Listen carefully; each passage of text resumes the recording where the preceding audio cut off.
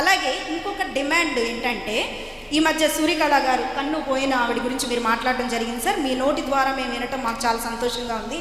ఆవిడ గురించి నా డిమాండ్ ఏంటంటే, ఆంధ్రప్రదేశ్ నర్సెస్ స్ట్రగుల్ కమిటీ తరఫున నేను కోరుకునేది ఏంటంటే, ఆన్ డ్యూటీ సమయంలో కన్ను ముక్కలుగా రాలిపోయిందని చెప్పడం జరిగింది. అది వినటానికే అతి భయంకరంగా ఉంది సార్.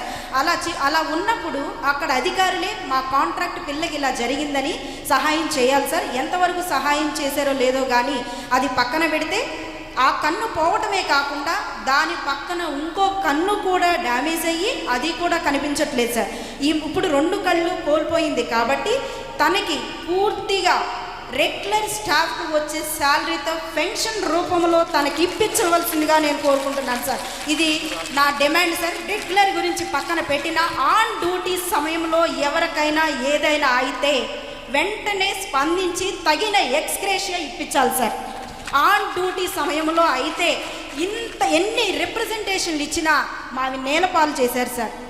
సూర్యకళ గురించి అనేక మార్లు వాళ్ళు పెరగని పోరాటం చేశాం సార్. ఎక్కడా కూడా ఇంత కూడా రిజల్ట్ లేదు సార్.